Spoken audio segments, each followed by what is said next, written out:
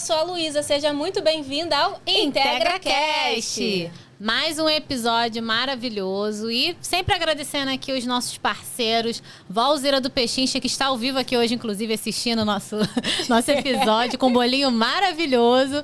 A Gra, que sempre nos deixa maravilhosas, lindas, cabelo, maquiagem. E também a nossa querida parceira que faz as nossas canecas aqui do IntegraCast. Fala o nome, Luísa. RR Martins Personalizados. Muito obrigada, que eu sempre falo o nome errado. Então, queremos agradecer aos nossos parceiros. E agora, gente, eu tenho um caderno. Desisti de anotar no celular, porque eu fico tendo um monte de insight com os nossos convidados. E aí eu tenho que anotar. E a Luísa vai apresentar nossa convidada mais do que especial, que eu já elogiei o cabelo dela maravilhoso. E é muito especial ter você aqui. Fala aí, Lu. Gente, hoje a gente está com uma pessoa que, particularmente, para mim, é muito importante. Fez parte durante algum tempo da minha vida, principalmente da minha infância. E hoje poder receber aqui, conversar com ela, trocar sobre tudo aquilo que a gente vai falar, para mim tem sido muito especial. Então, seja bem-vinda, Flávia Batista. Muito obrigada, gente. Obrigada pelo convite. Obrigada por me deixar fazer parte desse momento especial da sua vida também, Lu. Sem dúvida nenhuma. É muito bom estar aqui com você, dividir a minha história com você, com o seu público, dividir um pouquinho da minha vida. Isso, para mim, também é muito importante, fazer com que outras pessoas entendam e conheçam um pouquinho da minha história. Sim. E Flávia, para a gente começar, vamos contar um pouquinho dessa tua história? Sim. Então, meu nome é Flávia, né? Eu sou jornalista de formação, tenho 48 anos e sou uma mulher com deficiência, sou uma pessoa com deficiência, né? Eu sofri um acidente no ano de 2010, um acidente de carro. Tinha 33 anos e fiquei tetraplégica, né? No primeiro momento foi aquele choque, né? A gente não entende muito bem o que está acontecendo. Muitos desafios. Logo no hospital, a gente imagina que já vai sair de lá andando, né? A gente está mais jovem, acha que tem essa disposição toda, né? Mas aí, depois que a gente começa a entender, né? E perceber as movimentações, os olhares, as dúvidas, e essa notícia vem para cima da gente como uma bomba, cara. Eu me lembro bem desse dia, né, de como foi feita essa preparação para dizer como que eu ia ficar, né, como é que ia ser minha vida dali para frente. E aí, estava com meus pais na época, né, um psicólogo veio conversar comigo, me perguntou como é que eu imaginava que eu ia sair de lá. Na minha ignorância, né, que a gente não entende o que está acontecendo mesmo, né. Eu falei, eu acho que, sei lá, vou sair daqui de andador, não sei, né. E aí o cenário era bem mais difícil do que eu imaginava. Eu estava com os meus pais, foi um choque, foi bem difícil. Eu vi que, olha, você não vai andar mais. Se você ficar sem ela, ficar sentada, tá com sorte, vai ter que adaptar a casa. Então, isso tudo, né, é bem pesado. E de lá para cá, não tem sido diferente. Os desafios continuam, são outros, né? Mas foi uma fase muito, muito difícil. Os primeiros meses, assim, foram bem difíceis. E, Flávia, sobre os desafios, né, de ser cadeirante, de toda essa adaptação, né, que eu acredito que você teve que viver, né, por muitos, acredito que você vive algumas adaptações até hoje. O que não te contaram, talvez lá no hospital, na hora que foram preparar para poder te contar essa notícia? O que não te contaram e que você foi descobrindo com o tempo que são os desafios de ser uma cadeirante? Porque assim, as coisas práticas da vida a gente já vai imaginando, né? Sim. Cadeira de rodas, o banho. No hospital a gente já vai aprendendo uma série de coisas, mas a gente sempre se pergunta, e o futuro, né? Que acho que essa é uma pergunta que a gente se faz desde que começa a viver, né? Ter uma vida... a gente pensa no futuro, mas eu lembro que eu tinha que fazer tudo com as pessoas, né? Hoje eu dependo ainda, né? Lá se vão 15 anos, gente. É muito tempo, né? Então, assim, no começo era muito tenso, né? As pessoas fazerem o mínimo, né? Fazer aquilo que você fazia.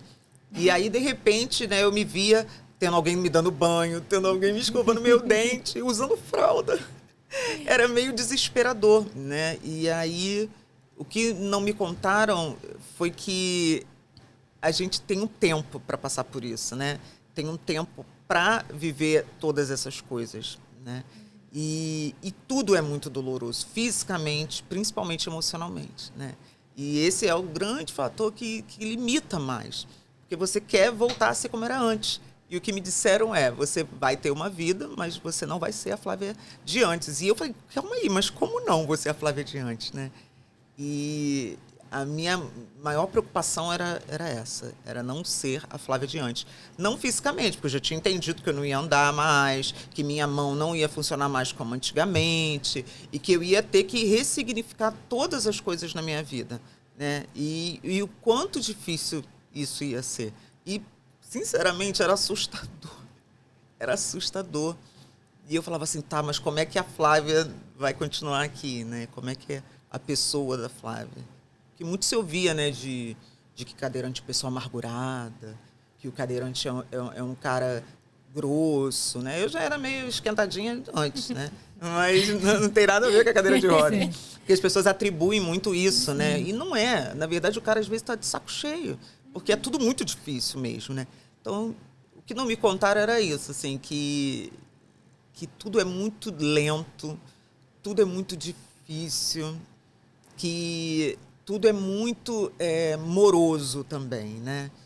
Tudo é muito chato de esperar. A gente é tão imediatista, né? A gente quer tudo para ontem. E aí, quando eu comecei a fazer fisioterapia, eu jurava. Eu falei, não, já vou mexer o braço. Aí, às vezes, ela fazia só 5 movimentos, assim. Eu, não, mas eu quero mais. Porque eu sou aquela pessoa sedenta, né? Ávida por tudo.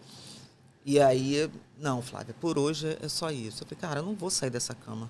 Eu nem sentava mesmo, como o médico falou. Eu não sentava. O médico disse que se eu sentasse, estava no lucro. E eu falei, cara, como é que eu vou sentar? Né? E aí, assim, foram muitas coisas. Acho que ao longo da nossa conversa eu vou lembrar de algumas coisas que não me avisaram. Sim. Mas tem muita coisa que não me avisaram. E eu estou descobrindo, na verdade, até hoje, gente. Sim. Tem muita coisa que eu estou descobrindo até hoje.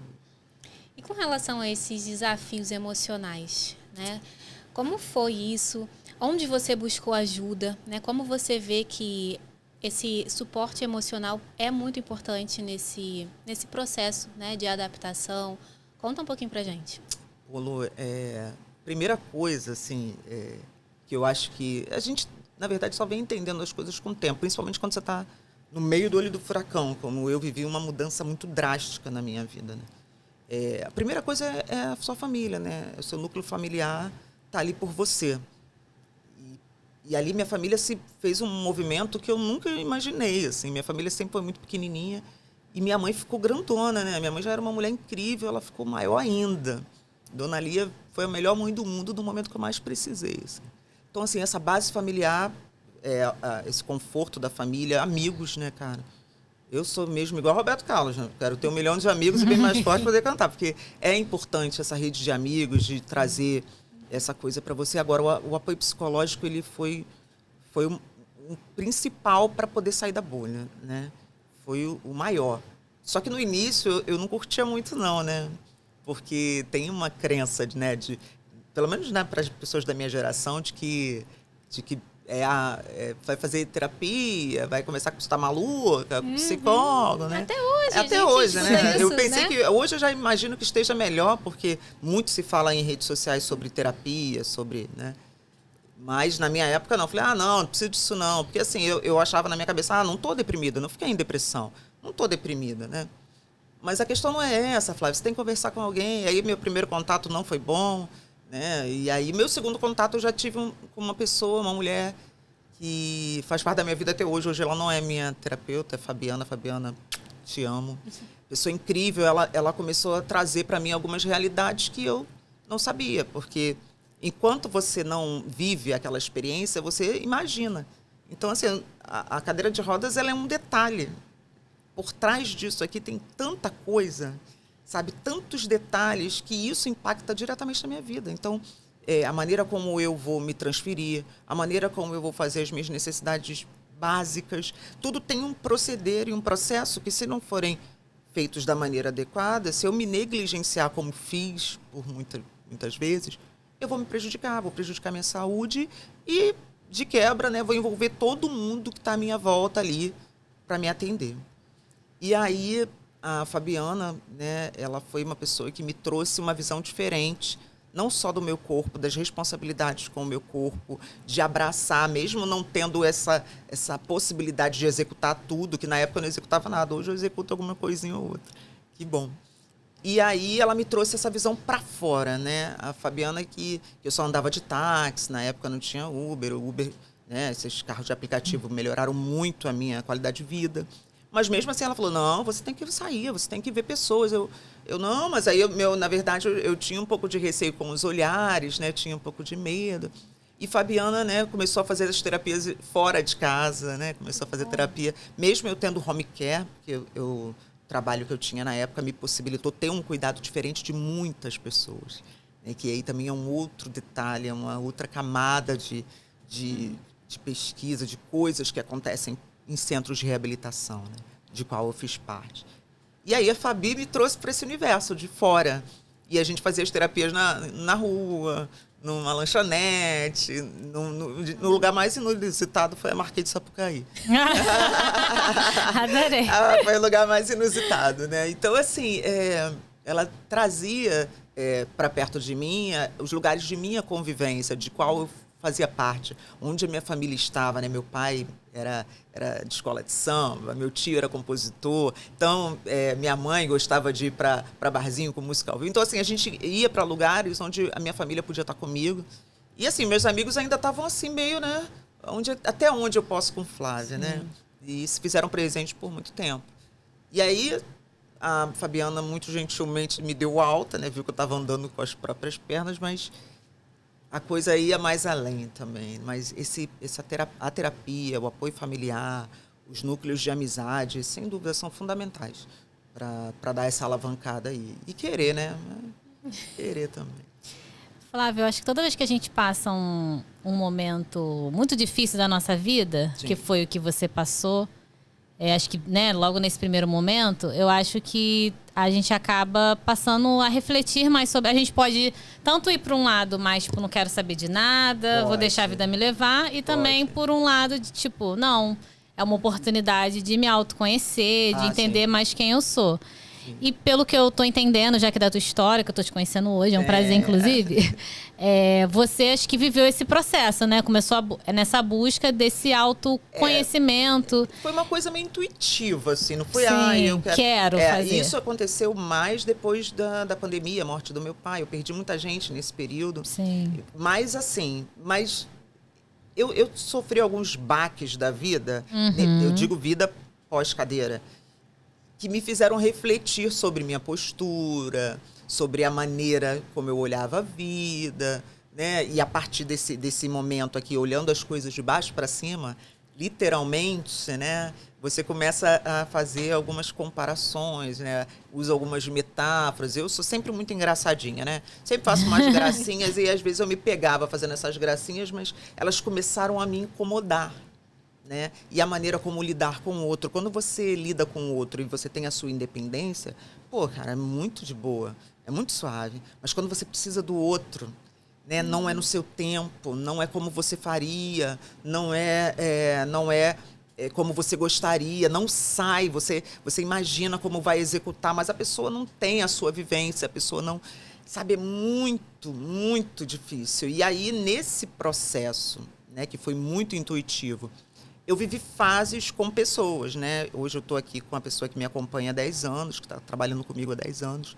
E essa pessoa, ela eu acho que é a pessoa mais, além da minha família, mais próxima para dizer de como esse processo aconteceu, de maneira muito intuitiva. Mas ela sofreu muito comigo nesse processo. Eu era uma pessoa muito reativa. Eu sou uma mulher reativa por natureza, pela condição que eu cresci. Né? E esse entendimento só veio agora, tá, gente? Esse papo bonito aí. Esse papo coach. Pô, nada a ver. Eu sou uma pessoa muito reativa, muito intuitiva, assim, mas muito reativa, muito brava. Eu sempre tive aquela fama da mulher barraqueira, daquela mulher forte, muito forte. Forte, então, era aquela coisa, não, a Flávia é forte, Flávia aguenta. E eu comprei essa ideia... E eu me tornei essa pessoa, né? Eu acreditei nisso. E não que eu seja uma mulher fraca, mas eu também tenho as minhas fragilidades. Só que não, cara. E esse processo foi acontecendo da maneira mais dolorosa, né? Sendo dura, perdendo pessoas, tendo falas agressivas, tendo que voltar atrás, coisa que para mim era inadmissível. Inadmissível. Tendo que pedir desculpa, tendo que entender que eu preciso das pessoas. Na verdade, todo mundo precisa do outro. Só que a gente não tem essa visão quando você está ali no teu processo aqui, ó. Tu tá jogando as cartas. Pô, 33 anos, estava no auge da minha vida. Estava morando sozinha, tinha acabado de passar num concurso público, estava no auge da época do meu trabalho, eu pude pedir para ser mandada embora, eu pude... Sabe, eu estava jogando as cartas. E a vida veio e falou assim, não, você não manda nada. Né? A gente não tem controle de nada, a gente acha que tem, né? E aí, esse processo foi muito intuitivo, foi apanhando, foi uma vez dentro do hospital, no centro cirúrgico. Eu muito chateada, porque deu um monte de coisa errada, teve um processo errado com as pessoas. Gente, todo mundo é ser humano ali, tá todo mundo propenso a erro. Só que a pessoa que mais tinha que ter preocupação era eu, né? É meu corpo, é a minha vida. Cara, eu lembro que a anestesista me arrasou, assim, mas de uma maneira tão educada, que eu entrei na anestesia chorando, né? Eu falei, pode me anestesiar. Eu não queria ouvir, mas ele falou tudo que eu precisava ouvir. Ele falou, o corpo é seu. Você não vê, mas tem espelho, tem câmera, pede. Essas pessoas estão aí por você, sabe? Mas aprende a pedir. Não sei. Então, assim, gente, difícil, mas aconteceu de maneira intuitiva. Ouvindo as pessoas, né? Tendo que voltar atrás e me permitindo, né? Eu não tinha escolha, Lu, não tinha escolha, amiga. Não tinha escolha. A falta de opção, em alguns momentos, me fez seguir, mas que deu vontade de desistir, óbvio, várias vezes. No início, então, meu Deus, não dá nem... Olha que besteira, né? Falei, meu Deus, não consigo nem me matar, não consigo nem levantar o braço. Olha que ponto, né? Eu falava as coisas, daqui a pouco eu chorava, daqui a pouco eu ria, daqui a pouco... Então, assim, são coisas muito duras, né? As pessoas acham assim, tá sentadinha ali, quietinha.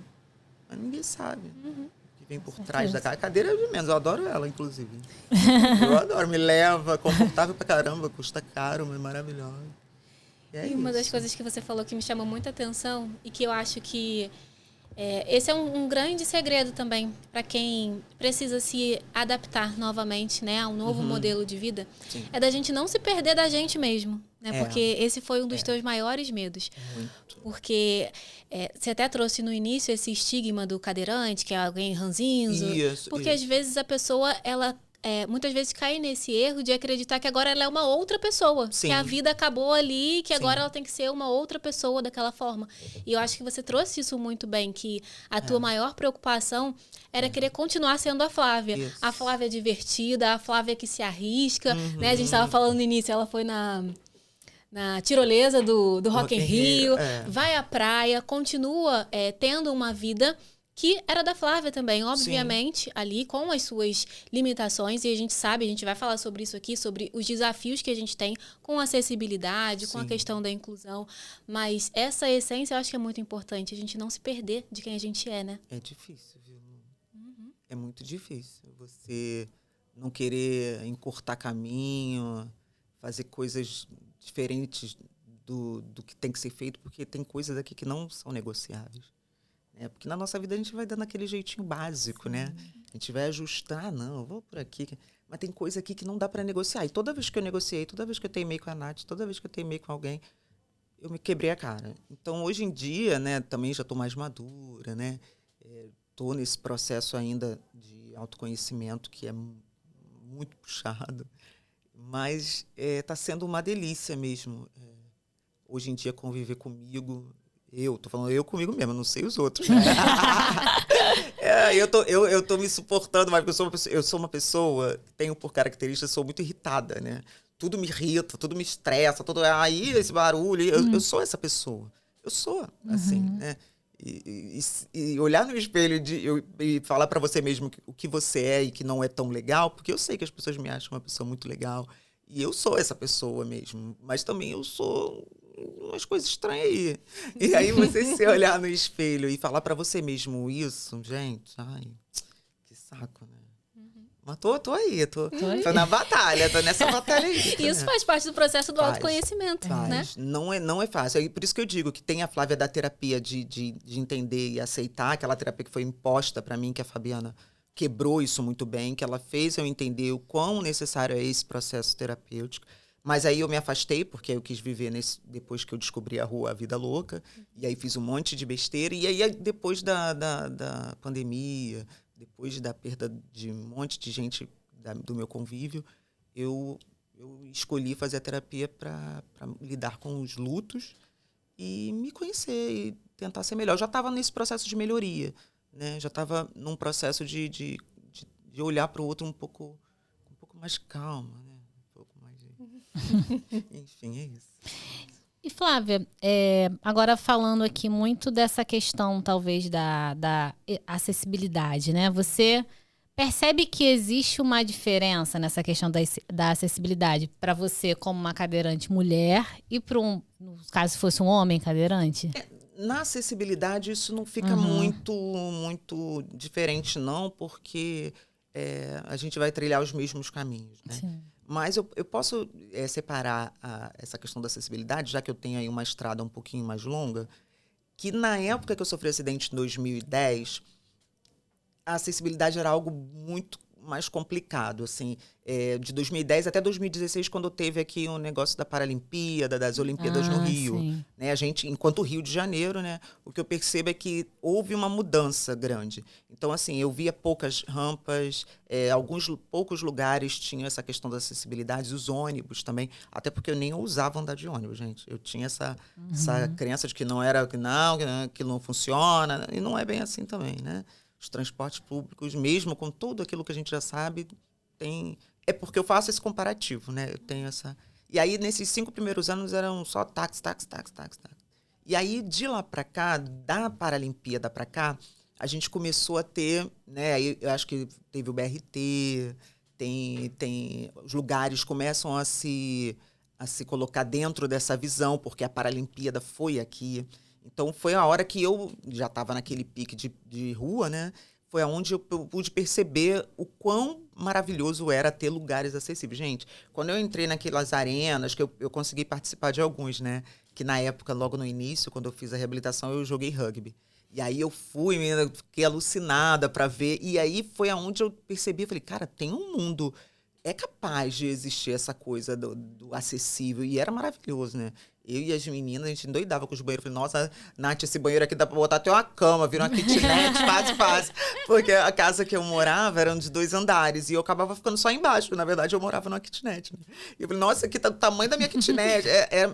Era algo muito bom. E aí, quando eu caía pra minha realidade, né, já ficava mais dolorido. Mas mesmo assim, de 2016, né, até 2020 e tal, a coisa ficou bem bacana, porque a gente começou a ver lugares com rampa, alguns lugares próximos, principalmente próximos dos eventos, né? Tinham banheiros, os bares, né? Lanchonetes, começou esse movimento. E os ônibus, né?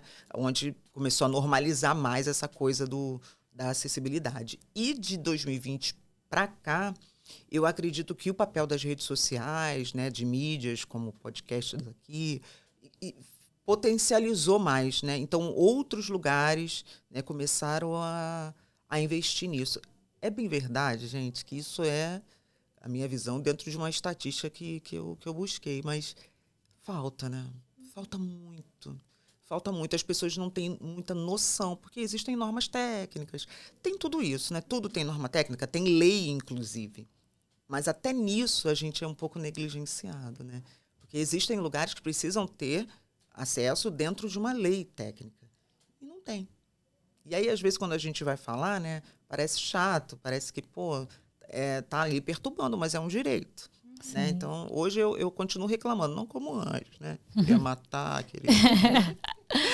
Não, ainda tem momentos que precisa ser bem assertiva, mas...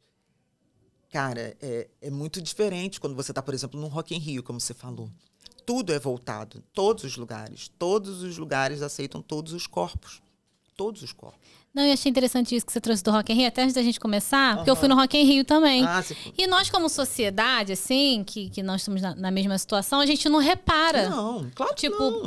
você falou que tinha tudo preparado, tudo até a questão da tirolesa, rodas, tudo, eu não tinha reparado. Eu fui no Rock in Rio e tava ali na minha visão. Mas acho que nós, como sociedade, né? Acho que é importante, até esse canal aqui que a gente tá falando, que a gente também tem que ter essa visão. Por mais que a gente não tenha, às vezes, alguém próximo, né? Que seja cadeirante, que precise dessa acessibilidade. Mas acho que nós como sociedade precisamos ter essa visão. E de fato é uma coisa que a gente normalmente não se preocupa, não repara. Com certeza, você falou uma coisa que eu lembro também de um outro lugar que eu fui, que a pessoa falou assim, mas antes de você se tornar uma cadeirante, uma mulher com deficiência, você nunca teve contato com um cadeirante? Cara, eu fiquei assim, ó, alguns segundos buscando na minha memória. Deixa eu conhecer algum cadeirante. Eu lembro que na época...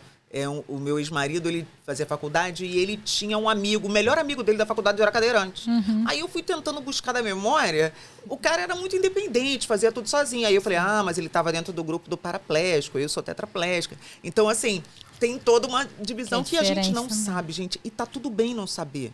Né? Hoje, eu acho que até eu cobro um pouquinho mais, mas tudo bem você não ter esse olhar até você ter alguém. Né? Então, assim, eu gosto muito de ter esse tipo de conversa aqui, eu gosto muito de falar, porque as pessoas já acabam mudando. Todo mundo que acaba se envolvendo comigo, eu faço muita questão de, por exemplo, de ir na rua, de pegar um carro, para a pessoa ver essas questões, entendeu? Então, assim, até você ter esse contato, até a gente abrir esse movimento aqui, você não olha. Eu não olhava mesmo. E tá tudo bem não olhar, mas vamos começar a perceber, porque não é só o corpo da Flávia, né? A gente envelhece também. Né? A gente envelhece. Por exemplo, hoje minha mãe, para subir uma escada, é difícil. Então, a gente envelhece, a gente pode adoecer. Né? Não é só a cadeira de rodas, pode ser uma pessoa que pode sofrer um AVC, pode ficar hemiplégica, pode ter dificuldades. E aí a casa precisa ter um olhar diferente. Né? E...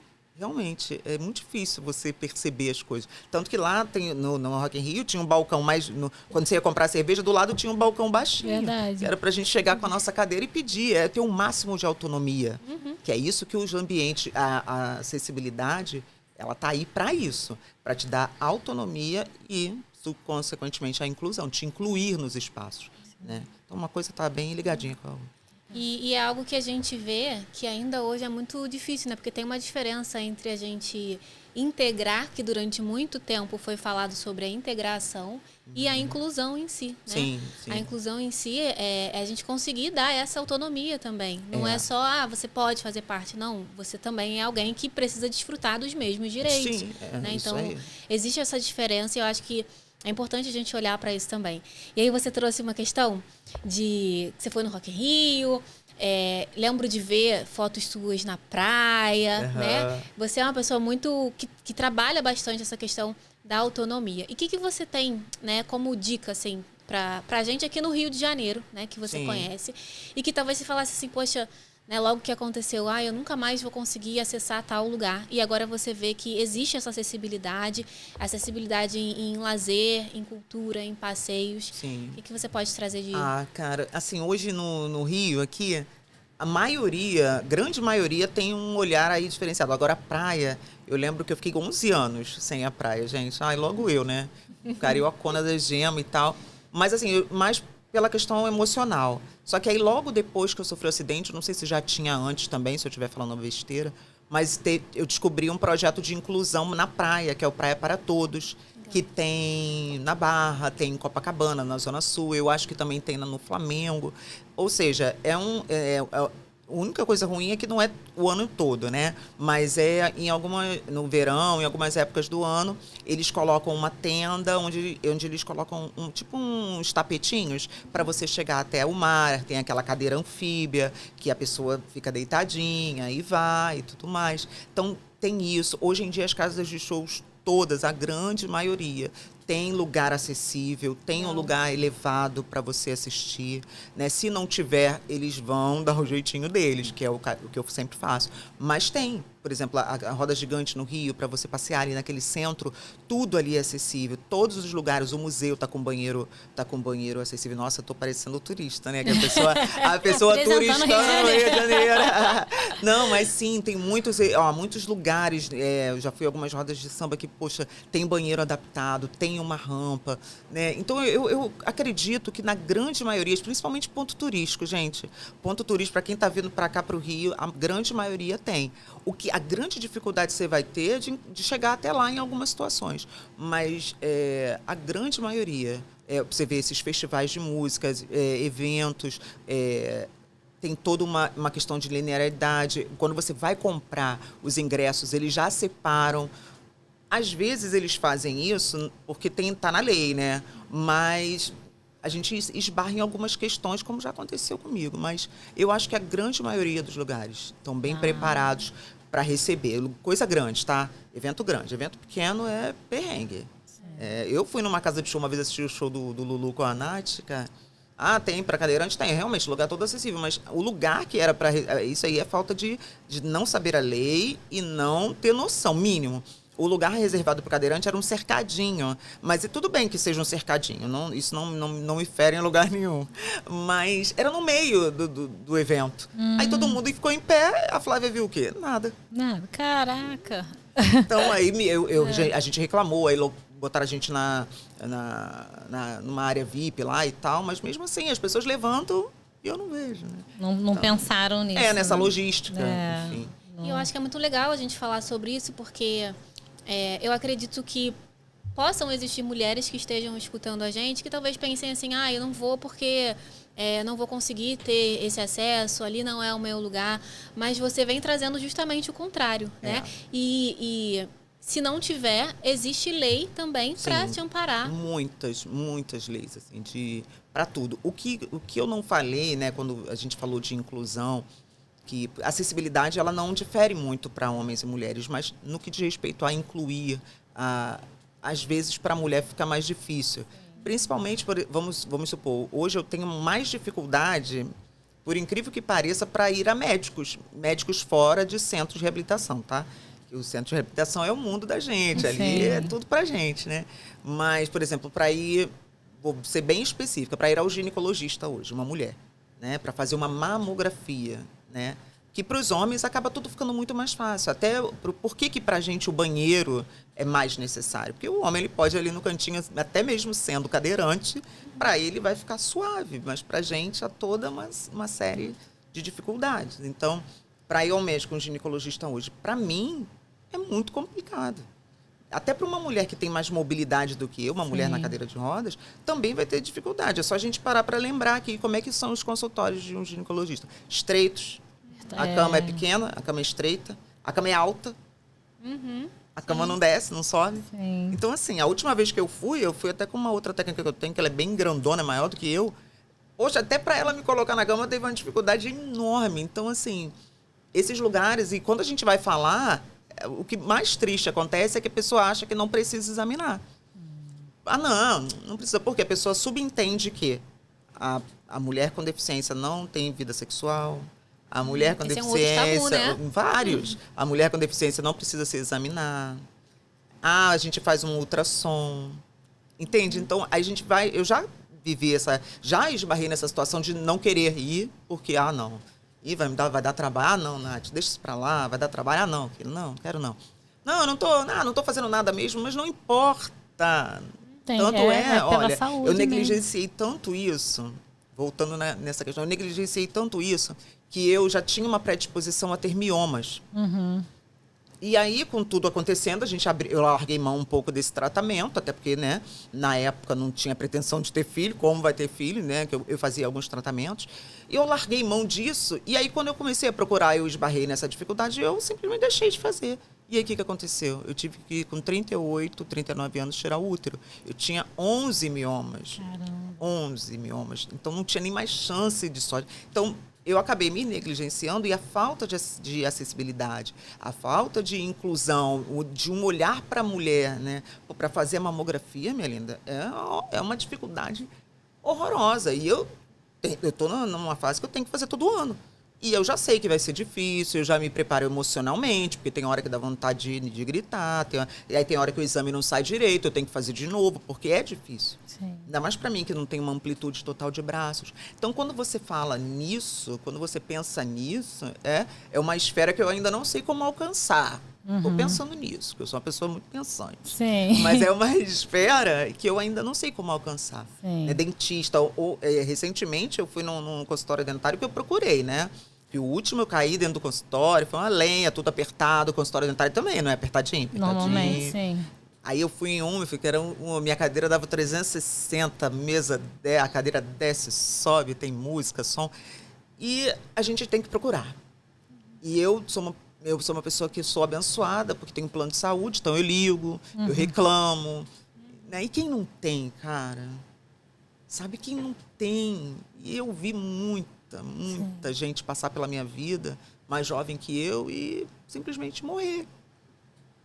Pela então, falta assim, de acesso. por conta de acesso, de informação. Informação, hoje em dia, eu acho que tá ok. Todo mundo tá com o celularzinho na mão aí, principalmente meus amiguinhos quebrados. Eu falo assim, tá, gente? Eu posso falar. Meus quebradinhos estão bem informados, tem muito blogueiro assim como eu. Então, eu acho que... Mas para a mulher, a gente esbarra em muita coisinha que não nos inclui, né? Ai, não, como é que namora, como é que é isso? Você não tem que saber de nada, você só tem que entender que isso acontece, que a gente é pessoa, é uma mulher como qualquer outra, entendeu? Então, pra gente ainda esbarra em algumas questõezinhas. E hoje você sabe, eu sei que, pelo que eu entendi, acho que teu tratamento ali desde o início, eu acho que você tinha plano de saúde, Sempre né? Pelo tive, que eu entendi. Sempre tive. Hoje, com toda a informação que você tem, e eu sou fisioterapeuta, então fico muito na expectativa de saber se você saberia dizer para as pessoas que talvez não tenham plano de saúde, como é que é o acesso no SUS, como é que é o acesso ali público, dentro do teu conhecimento? Hoje em dia, a gente já sai muito direcionado, né? Já tem a rede Sara, o hospital já te dá, né? Sim. Eu, quando saí, eu nem sabia que existiam esses lugares, né? Como pessoa andante, né? Quem anda é andante, tá? Sim. Cadeirante andante. Então, eu fui direcionada direto para a rede Sara, mas aqui também tem a ACD, se não me engano, tem a BBR, onde eu reabilitei também. A rede Sara é incrível, é bem tecnológico, científico, de pesquisa, eles te ensinam, te orientam quanto, né? Mas, assim, a linguagem é boa, dá para todo mundo entender, se você quiser buscar. A BBR já é um lugar mais atende o público mais humilde, mas assim é de uma expertise, assim, eles te colocam para cima, eles te ensinam a viver na cadeira de rodas, eles te dão um up muito grande, né? E hoje em dia o que mais tem, gente, é projeto inclusivo. Tem muita coisa inclusive, e eu faço fisioterapia em casa também. Desde o começo, desde o hospital, eu nunca parei. Também nunca pensei em parar, tanto que eu aprendi a nadar, deve ter uns 2, 3 anos, eu reaprendi a nadar. Tem 2, 3 anos, porque eu tenho esse desejo. Essa é a Flávia, né? É a Flávia que eu fiz de tudo, viu, Lu? Para não fugir do meu radar. Então, eu fiz muita coisa, eu procuro muita coisa. Até hoje, estou na busca sempre de alguma coisa para não parar. Porque o corpo, ele é readaptável. Então, hoje tem muita coisa para fazer, muito centro de reabilitação. Criaram-se novos projetos, tem o Acreditando.